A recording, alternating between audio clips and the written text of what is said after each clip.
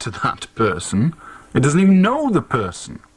So to say that the only way the dog can locate that drug is by having the drug forced upon it, because the implication of what Jeff said was that the dog was actually a drug addict, is ludicrous. The dog isn't a drug addict. It is taught that a particular smell, and obviously they must use quantities of the drug to give it a sense of that smell, but the dog is taught that a particular smell is something that it must not allow to pass.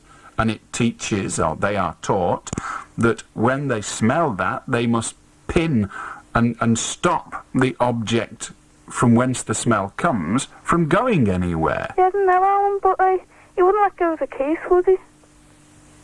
Well, first of all, we weren't talking about a particular incident, yeah, but no, a dog wouldn't let go of a case that...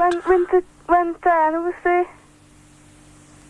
But it wasn't meant to let go. It isn't supposed to let go. Well, we're meeting 3 hours at Medical Science. Sorry, Sue, if you want to give dedications to your half-wit friends, I suggest you write in. That, of course, requires you to be able to read and write, and I've got my doubts. How do Ludwig? I see, it was Ludwig, not Ludwig. Hello, Fiona. Hello there, Alan. I'm ringing up from Blackpool, and I was wondering, you know people, how they get exploited? I was...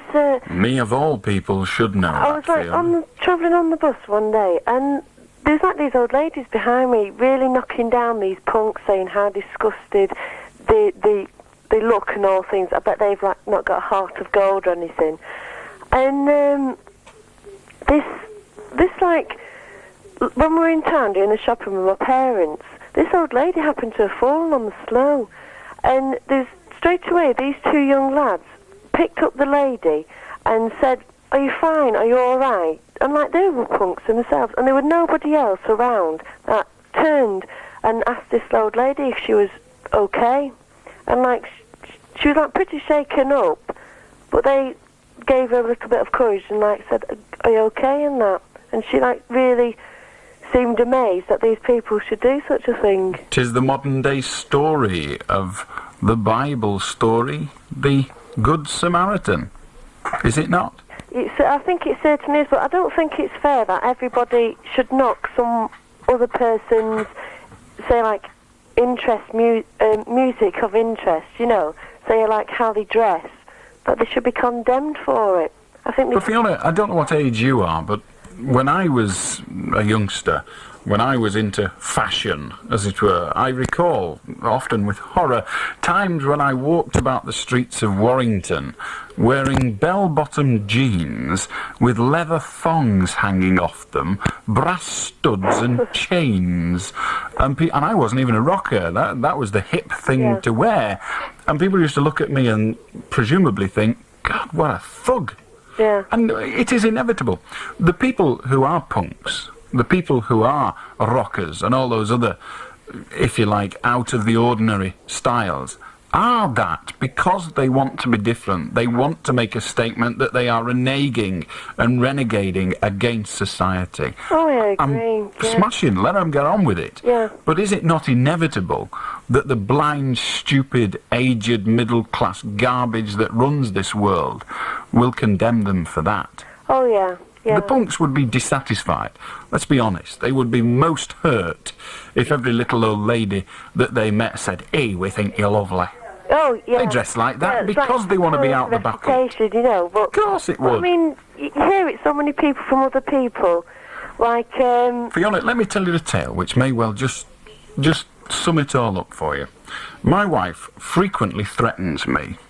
Now, many wives and husbands threaten each other with violence. Vicky tells me that if I don't behave myself, she's going to write to the papers and tell them what a lovely fella I am. And ruin my reputation. That's true, that is. Oh, God. Quite. I'm absolutely petrified of it. But that's the kind of thing. People are out the bucket, as it were, and they would be upset. The majority of punks would be upset. Not to, like, macho image down. That's right. And more power to them. I think they're great. Yeah. We were in a clothes shop today. My wife went out to get a jacket today, and we were in a clothes shop.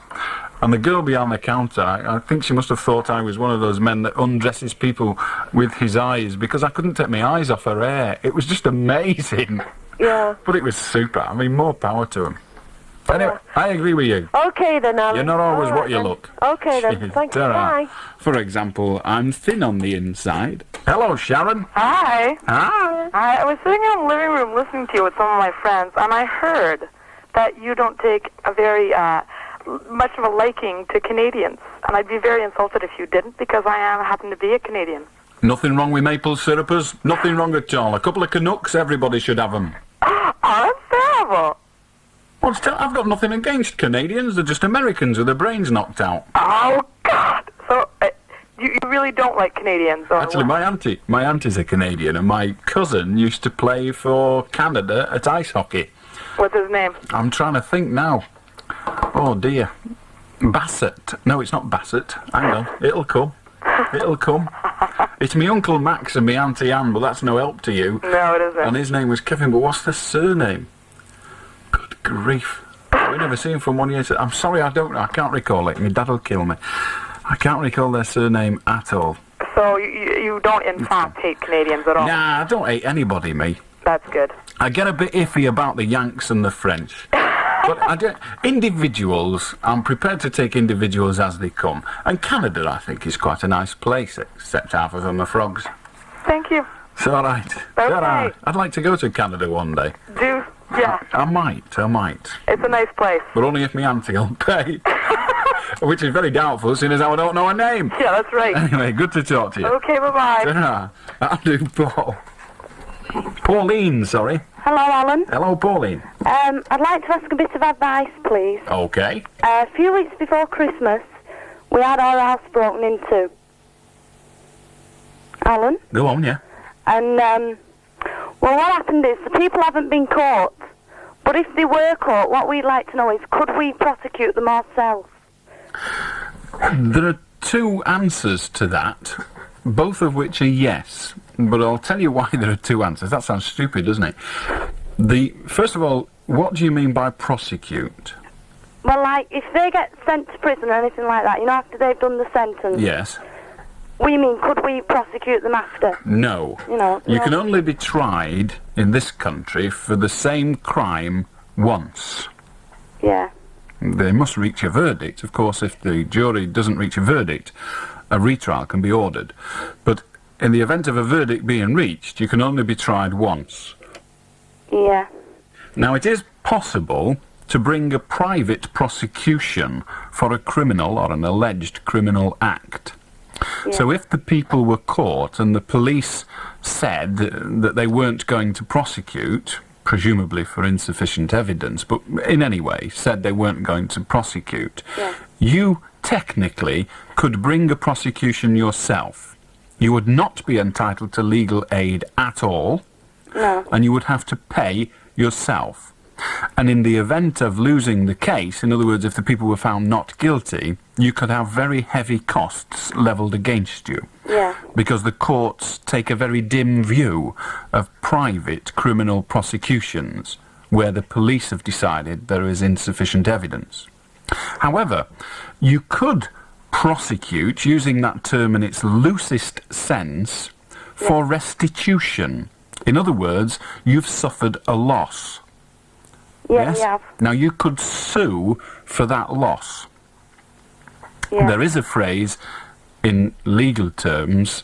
It's not a legal phrase, but it's used frequently in legal documents. Barristers use it all the time, and that is, whilst you would have, in the event of a guilty verdict, whilst you would have a cut and dried case for the county court, in other words, for compensation, you must consider whether the defendant is worth the powder and shot.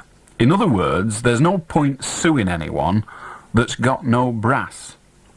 Yeah. And very few burglars are rich. True. Okay? Right. So the answer is both ways yes, and yet both ways no. Hence my confusing introduction.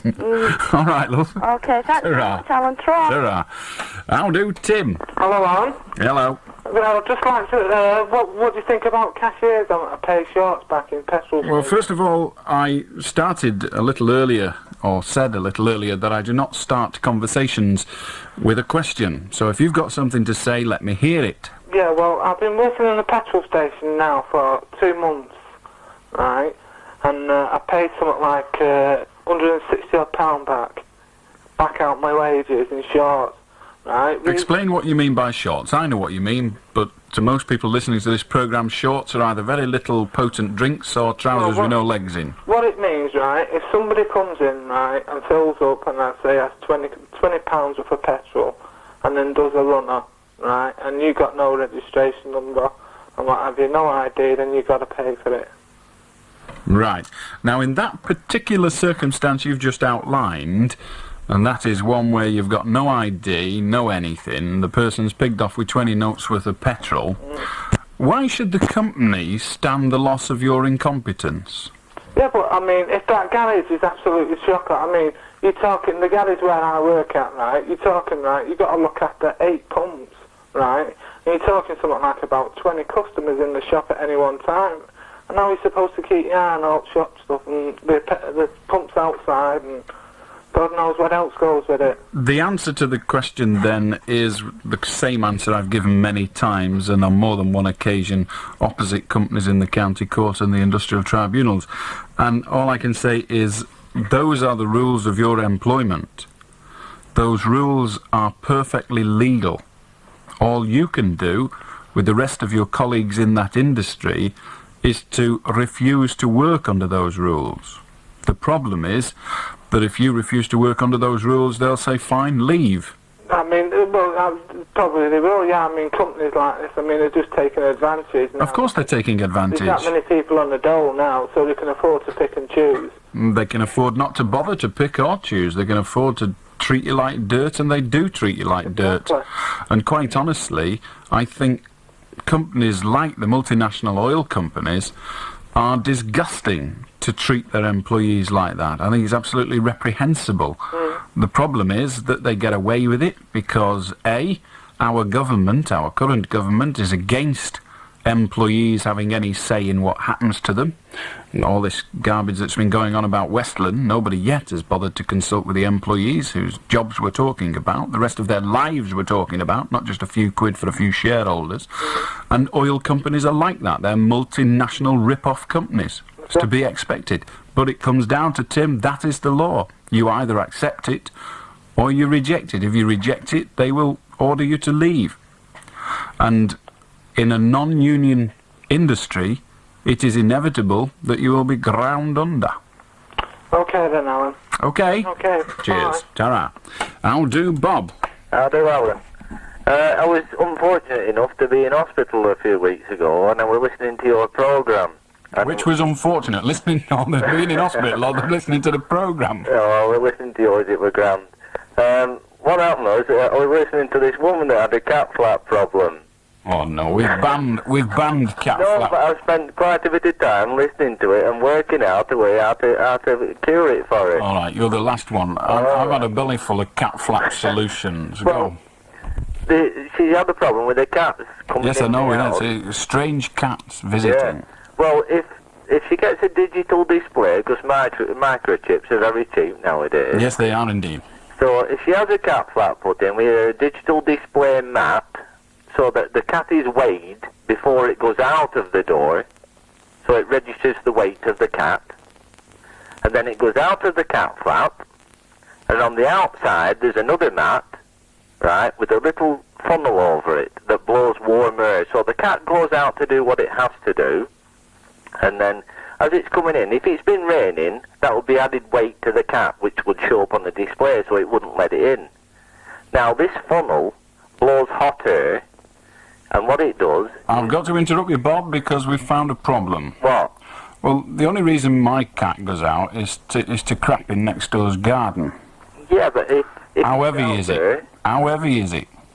Well, It doesn't bring it back with it. No, the digital display will open the flap, you see, once it reads the weight of the cat. Yes, but the weight of the cat will be different because a bit of the innards of the cat is left in next door's garden under a pile of rubble. Ah, but it's a well-known fact that if if a human or any animal goes to do what it's got to do, and it weighs it, if you get weighed before, if you go out and do what you've got to do, when you come back and you go on a digital reading, and you can check this, you will weigh exactly the same. Bob, I don't have to check it. There is case history of a jockey. This is a true story. A jockey who, before the race, took part at the weigh-in, went to the little boy's room, and when he came back after the race, his weight was less, and he had to explain to the stewards. And indeed, he had to find a witness saying that they'd seen him go into the little boy's room. So your interesting statement is inaccurate. I don't see how you can drop the product of last night's dinner and still have the same weight. Miracles are not yet. But what would happen if the cat picks up stones to the equivalent weight because it had known what it had dropped? But then you see, it would have to know. I mean, I don't want to get too personal, but do you ever weigh what you've left behind? Why should cats start weighing it? They don't want it. They've took it in next door's garden to get rid of it. I'm sorry, it's yet another failure on the cat flat problem. Thank you, Alan. Never mind, Bob. Bye-bye. This hospital you were in, was it one of the mental kind? No, it was well, it should have been. It was well tested. Okay, Thank you very much. Bye-bye. Dearie me, what is this programme coming to? I'll never eat sausages again. Hello, B-Rix. Felix. Meow, meow, meow. Yes, very good. Is that it? Oh, he's done it. Right. I was going to ask him whether he bothered to. Never mind. Hello, Gary. Hello, Alan. Yeah. I'd like to talk about train spotting. Train spotting? Yes, the merits of train spotting. After all, train spotting is a hobby which does no harm to anyone, unlike many blood sports. And after all, I feel there's no substitute for standing in a station in the morning, listening to the whir of the cog, the puff of the engines, etc. And you just can't beat it. Well, I'm not even going to try. A very good friend of mine, or a quite strong acquaintance of mine, is a plane spotter, and at least he gets to travel around the world with his hobby. But Gary, thank you. Ian, Alan, eat your heart out. Red Rose Radio. The Midnight News, this is Alan King. Defence Secretary Michael Heseltine is fighting back after getting involved in yet another bitter political row over the future of Westland helicopters. He's continuing with his support for the Europeans who want a stake in Westland, even though Mrs Thatcher herself is now thought to be angry with him for refusing to drop out of the crisis. Earlier, Mr Heseltine was rebuked by one of his own colleagues. The government's legal adviser, Solicitor General Sir Patrick Mayhew, accused him of using misleading information in pursuing his stand against an American rescue package. But Mr Heseltine is unrepentant. He says he has not been misleading and he has nothing to correct. Westland itself is now telling shareholders that they should back the American rescue deal because it's the best one and now offers more money and more jobs. One of Mr Heseltine's backers, Tory MP Dr Keith Hampson, says even if the Americans win, Mr Heseltine can't be sacked for his determined stand. Well, I think it'd be strange because the Cabinet Committee, which she chaired, asked Mr Heseltine to negotiate with European governments and with European companies and to bring in British Aerospace and GEC. It's a British-led consortium. Having done that remarkably successfully in about 2 weeks, he put it together when we've been discussing it in principle for years, and I really don't see how that warrants him being dismissed. 3 INLA hunger strikers in Ulster's Maze prison have given up their fast in protest of their long sentences. They'd refused to eat since being convicted on the evidence of a supergrass 3 weeks ago. And a Catholic businessman kidnapped from his home in Northern Ireland on Friday has been found safe and well. Gregory Nicol went missing on his way home. He was discovered in a house in the Shantallow area of Londonderry. Police say no ransom was paid. An Old Bailey judge is calling for tougher laws to crack down on the growing numbers of white-collar con men. As Tim Crook reports, the judge was imposing heavy fines and jail sentences on a gang of Asians who swindled the government in a multi-million-pound gold trading racket. Judge John Hazan told the 5 Asians you carried out a massive and sophisticated swindle by pocketing more than £1 million worth of VAT on gold trading. The judge said there is a growing feeling among the public that fraudsmen are being too leniently dealt with by the courts, often serve short sentences, and are then able to enjoy the fruits of their crime. He suggested the courts should have increased powers to seize the assets of conmen. He fined the gang's ringleader £250,000 and jailed him for 2 years. Tim Crook, IRN, the Old Bailey. Snooker player Alex Hurricane Higgins has come clean about what caused his black eye. Sporting the shiner in front of millions of television viewers during a match, he said a horse had kicked him. But now Higgins, who's been bound over to keep the peace after a furious row with his wife, has admitted he was lying. In fact, he'd had another argument, this time with a fellow snooker player.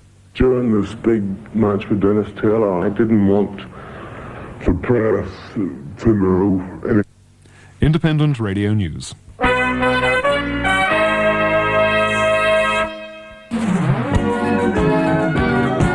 Allan Beswick. We got rid of that interview fairly sharpish, didn't they? I hope it was as a result of the tape rather than Higgins drunk or something. 24 hours a day, Red Rose Radio. Want to join us on the phone in? It's Preston 561,000. Now do Samantha. Hello, Alan. I rung you up on Friday and told you about my cat. Can you remember? Which one was yours? It's the one where my cat going for the dog. And they said that they'd take it further. Yeah. Well, anyway, my cat's gone missing on Saturday, you see. And she wouldn't normally do that because she's got kittens. So I'm wondering whether this took her or not. Because, I mean, she's got kittens here and they're only 2 weeks old. Well, Samantha, at the risk of sounding ridiculous, I don't know whether they've took them or not. See, I mean, she has gone off, but, I mean, not for 2 days, and especially when she's got... Yes, Samantha, the question I want to put to you is, what do you want me to do? Well, I just want your advice about it. Well, there isn't really any advice I can give you. Have you any evidence to suggest that the cat's been taken? No, just that. I mean, she wouldn't normally go for that amount of time unless something had happened. Well, fine. I now have that information. She wouldn't normally go. Yeah. There's nothing I can do with it. Yeah, I'm just wondering, I mean, it worries you about your cat going like that. I mean, when she's got kittens, it makes you wonder about what they said when they said to take it seriously. Well, yes, the point I'm trying to make to you, Samantha, is that the purpose of this phone call, presumably, was to find out what you can do. The answer's nothing until you've got some evidence. So in order to do anything, I've got to have some evidence? Yes. Oh, okay then. All right, love. Okay. Sorry, but that's the real world. How do Pierre? It's Lillian now. We mixed up Pierre with Lillian. I don't know, but I'll do Lillian. Hello? Hello? Hello, Alan. I'd just like to say, I'm just in the same situation as you with my cats. I get up of a morning, and I've got 2 strange cats sitting on my table. I don't know who they belong to. I think they're stray or something. But they bring all sorts in with them. There isn't a solution. Lillian, we have been at this problem now for some 3 weeks, and we're not one step further forward. Although we've rejected something like 25 Heath Robinson schemes. No, but if you do get a solution, will you let me know? Listen, I've just spent the weekend sewing the furniture back together. Oh, God. Our cats have been clawing the furniture. Oh, mind you, I was on the banisters. I must mention that to the cats. They can have the banister. It's made of stone. That'll sort them out. Oh, no, I would. Okay, Lillian. Thanks. I have no solution to your problem, Lillian. I'm sorry. Okay. Ta-ra. Ta-ra. I'll do, Pierre. In my country, we have no problem with the cat flaps because we have eaten all the cats. It wouldn't surprise me at all with you lot. Anyone that eats snails has got to be all bad. Oh, they are quite tasty, but the hairs get in your mouth a bit. Snails don't have hairs. Oh, the hairy ones do. They're not snails. They're caterpillars. They're them hairy Marys from off the privets. The caterpillars. Terror! He wants putting away him before he does himself some harm. Hello, John. Is John going to talk? Hello? Oh, well done. Hello, John. Nice of you to drop in. Is that God? Yes. Oh. Well, that's a short conversation, that, wasn't it? Well, ta-ra then, John. If you've got naught else to say, I realise it's quite a shock for you, but there we are. Hello, Peter. Hello. Oh, Petra. Yeah. I'm sorry. Listen, by the way, I was just listening to your cat problem.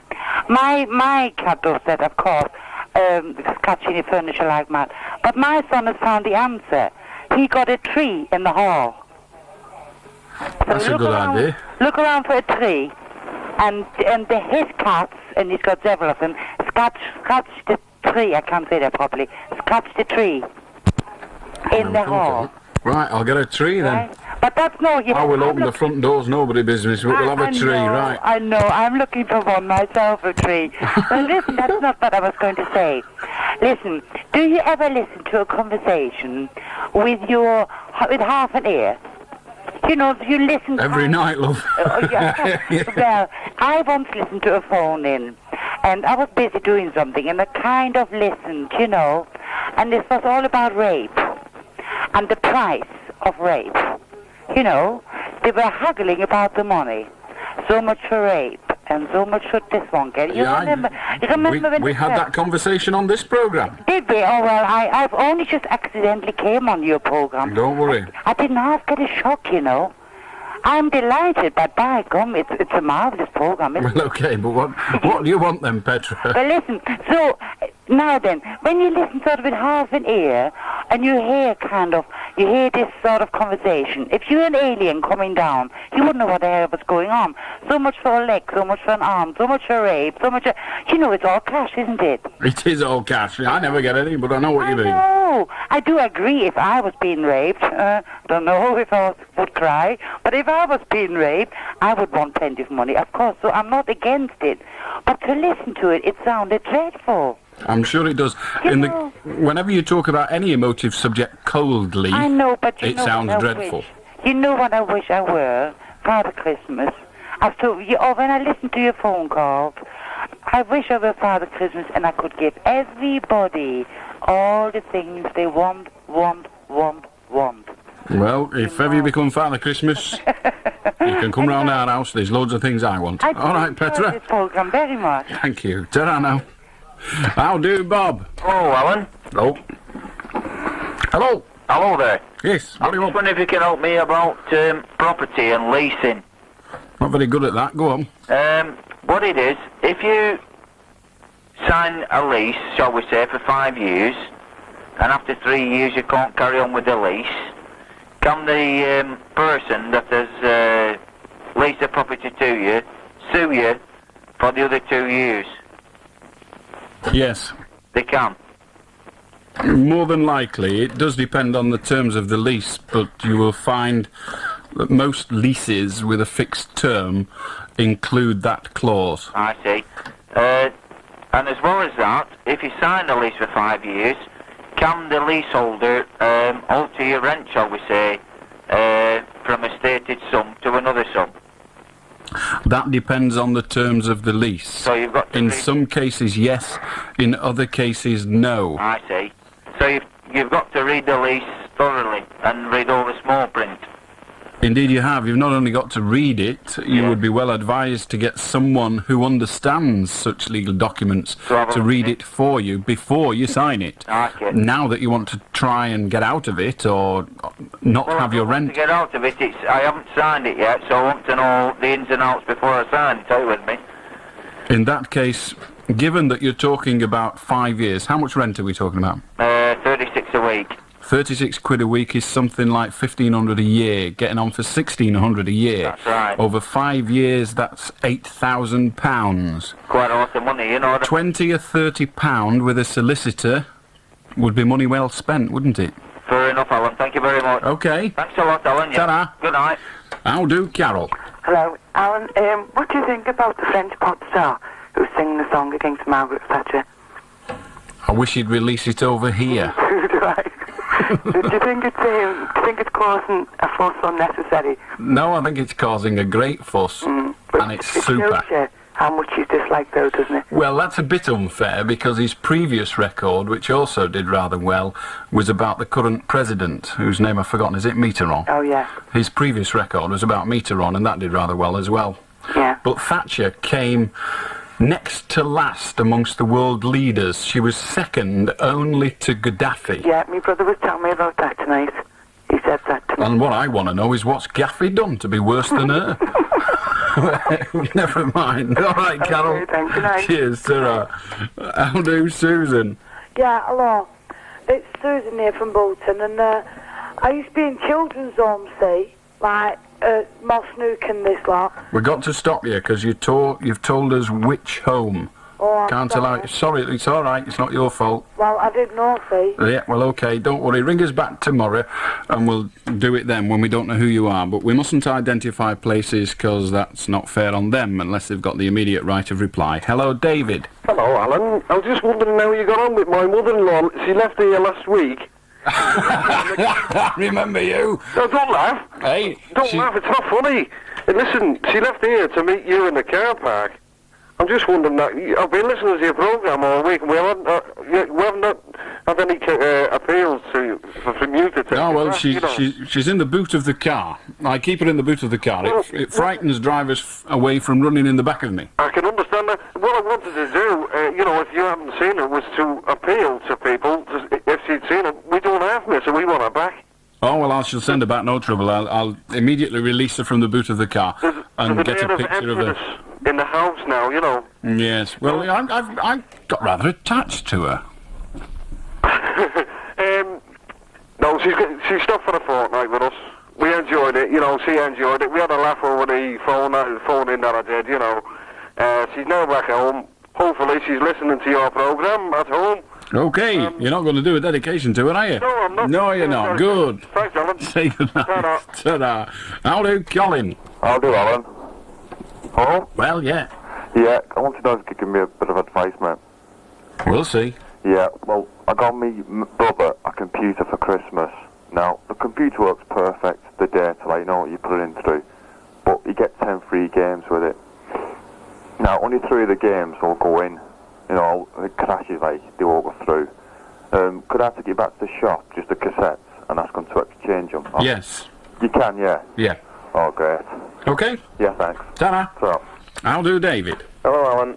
I go to a boarding school in Wales, and when I come home I get a lot of stick from my friends who go to state school.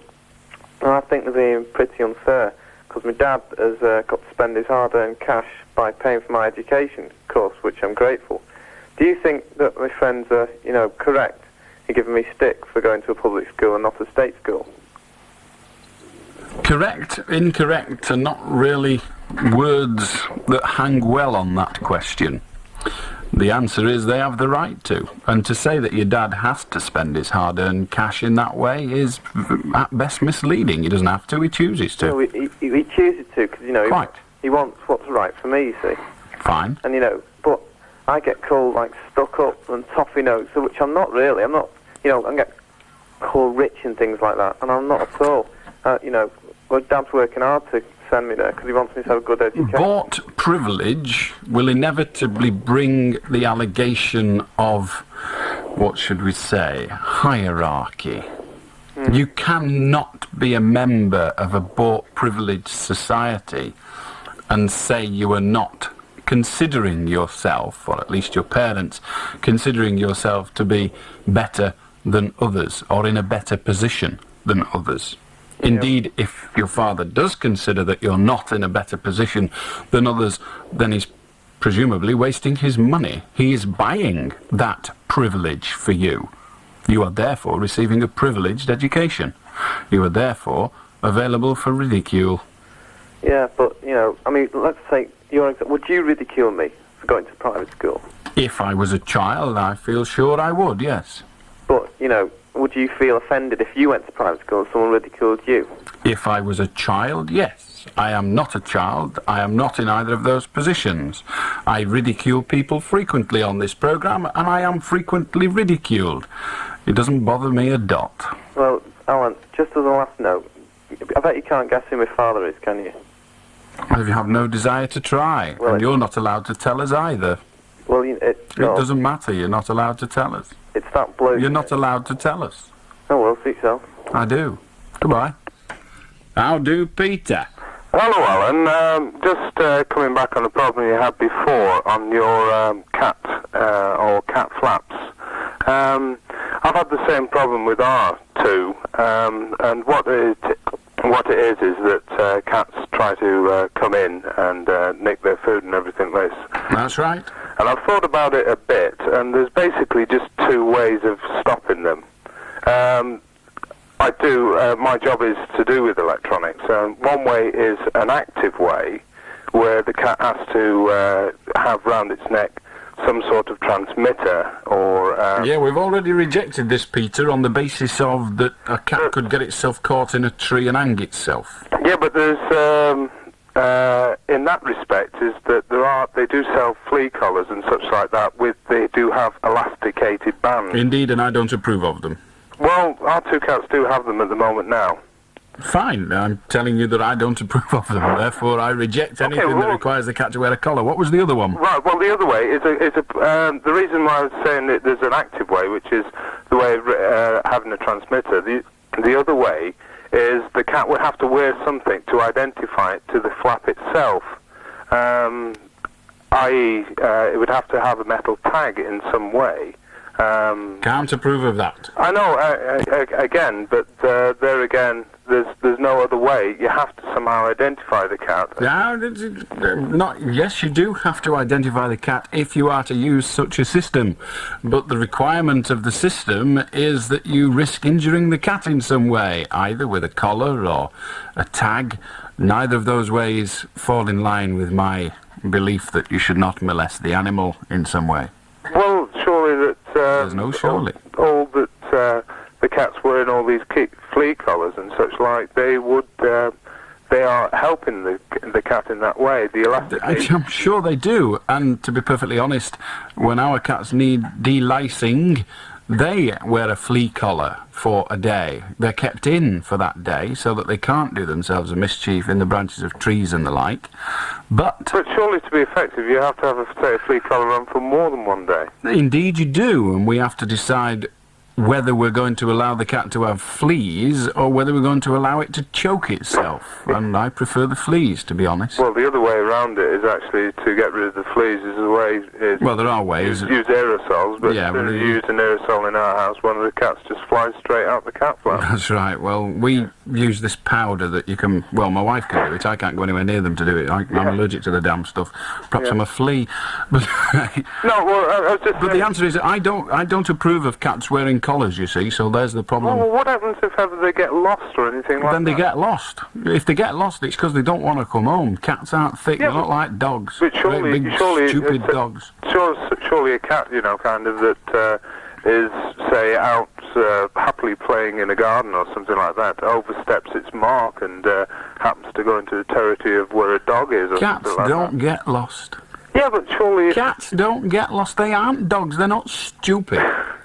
Dogs get lost. Human beings get lost. Cats don't get lost. Well, they get stolen, but they don't get lost. They just decide they're not coming home anymore. Well, or else they find somewhere else that's probably better than your place. Quite. Kind of like... Quite. They do that often. Feed or something yes, like that. They do that often, but that's not lost. Well, if you decide to move out of the Mucky Duck and move into the Savoy, the Mucky Duck may well think you're lost, but you don't. Well, surely you remember this report that they had that they interviewed, or they did a survey of how many cat owners there were in the country, and they said there was some, for example, 4 million, and then they only found out there was only 2 million cats. That's right. Yeah, that's right. Yeah. It's a great survey. Yeah. Anyway, Peter, we've not solved it yet. Okay, well, if we find out, I'll try and find you back. Yes, how do, Dave? Hello, Alan. Hello. Alan, I want your thoughts on the Pakistani doctors that's knocking about nowadays. I've been having trouble with piles. Now, I've been to my doctor, and he's given me some suppository tablets. Now, these tablets have been making, they're like horse tablets, and they've been making me violently sick. Now, I don't know whether we've got a misunderstanding with the language barrier, because he can't speak proper English, but what do you think about these Pakistani doctors? I would have to meet them, wouldn't I? Yeah. So, what would you do? Carry on taking these suppository tablets? You keep taking them, yeah. It might improve your garbage little mouth. How do, Pierre? Oh, I hear you hate the French. Why, Alan?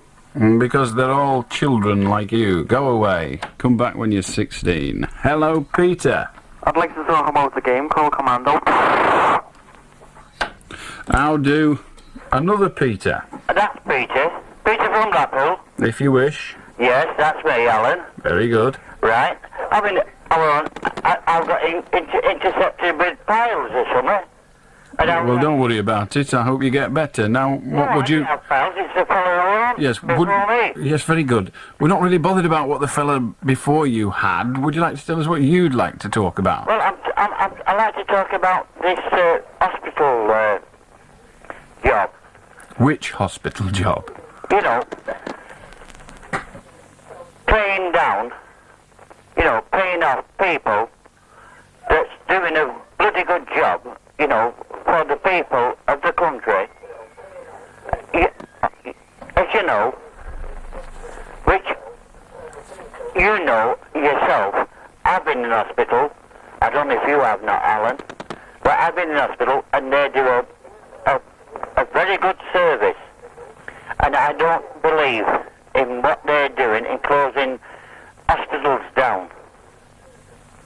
Am I right, Alan, or am I wrong? Well, you only know what you believe. I can't say whether you're right or wrong. But you know yourself. I don't know if you, like I've said before, I've been in hospital, you've been in, I don't know if you have, but truthfully, believe me, if you've been in hospital, they do a good service.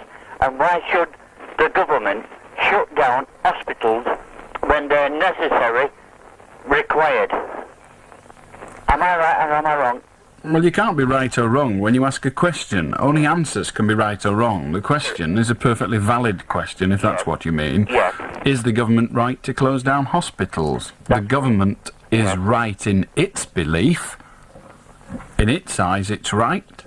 It says it cannot afford to keep inefficient hospitals open, so it has closed down inefficient hospitals in favour of new hospitals. We broadcast this programme from Preston. We have the luxury, if that's what it is, of a brand new hospital in Preston. So to say that the government are closing them down is correct, but they are also opening new ones. Liverpool Teaching Hospital, an absolutely astronomical hospital in Liverpool. So new hospitals are also opening up. Yes, but Alan, I'm not being personal now. I'm just speaking to you privately.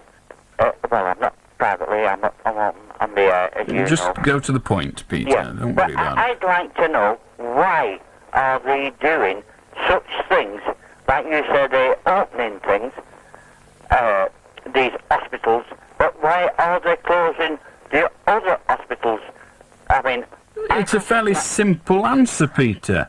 They haven't the money to keep them both. It is inevitable that facilities become antiquated and need to be replaced, and are replaced and consolidated in one area in new hospitals rather than old ones. Life does go on. You say that this government has closed down hospitals, and that is true. There's no doubt about it. But they have also replaced some of them with others. The statistics show that there are more doctors, more nurses, and more hospital staff in employ of this government than in its predecessors' employ. Correct. So when you say they're closing down the hospitals, we cannot argue with that. They are. But it may well be necessary to close them down. The statistics still remain that the size of the staff levels of the health service have, according to government statistics, increased. Yes, but Alan... Yes, but what? Would you prefer buildings unstaffed? Of course you wouldn't. I wouldn't like anything like that. I mean... Well, Peter, do you applaud the government for the fact that they have increased the staffing levels of the National Health Service? Well, do you or don't you? It's a simple enough question. Well, I don't, Alan. You don't applaud the government. You are not happy that the government has increased the staffing levels. Do you think they've increased it, Alan? I'm sorry? Do you think they've increased it? I'm not debating whether they have or not. When I put to you, Peter, a few moments ago, that government statistics say that they have, you didn't argue with it. Are you now choosing to argue with it? I am not going to argue with you. Not with me. It's not me you're arguing with, Peter. Are you going to disagree with the fact that government statistics say there are more people employed in the health service now than previously? Well, truthfully, Alan, I'm not... Just get to the point, Peter. Don't make excuses. No, I'm not making no excuses. Good. Get to the point, then. Okay, then straight to the point. I think, truthfully, Alan, which I've said before... Get to the point. Okay, I will. I think the government are doing not enough for the hospital staff when they're closing hospitals down. But, Peter, you have failed to give regard to the question I put to you. I will put it again in the hope that you answer this time, because if you do not, we will not be having a conversation any longer. Okay. It is not my fault that you're either drunk or stupid. I know not which, and I care not which. I'm not... Here is the question again. Okay. Do you accept that the government figures show that the staff levels in the National Health Service have increased since they came into office? No.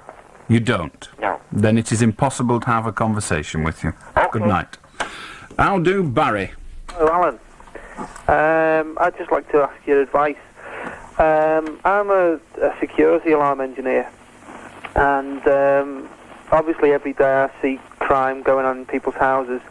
And recently, just in the new year, an old age pensioner friend of my grandmother's was burgled, and he got into her bedroom and etc., etc. I just wondered, how do I stand if someone got into my home and I attacked them? How far can I go to eject that person from my home without being prosecuted? The answer to that is, without being prosecuted, is impossible to answer. It's difficult enough to answer whether you would be found guilty of assault, but the person can prosecute you if you merely blow at him. He can choose to prosecute you, so we cannot avoid prosecution. What we have to try and avoid is conviction in that prosecution. And the only answer I can give you is that you are allowed to use reasonable force in your defence. Now, what is reasonable force? Yeah. I will tell you what Lord Justice Denning said when asked. He's somewhat higher than that now, but when he was Lord Justice, he was Lord Justice Denning. Somebody said to him, "Your Honour, what is a reasonable act?" And Lord Justice Denning replied, without even his tongue in his cheek, he replied, "A reasonable act is an act which in all the circumstances at the time would be reasonable." What kind of a guidance is that? Well, therefore, if he came into to my home and I grabbed hold of him and threatened to hit him if he didn't go from my home, could he then try to prosecute me for attempted assault? Or well, you cannot be prosecuted for attempted assault. You've either assaulted somebody or you've not assaulted them. He can bring a prosecution for anything that is prosecutable, right? He could bring a prosecution of murder if he wanted, even if he was still alive. He wouldn't succeed.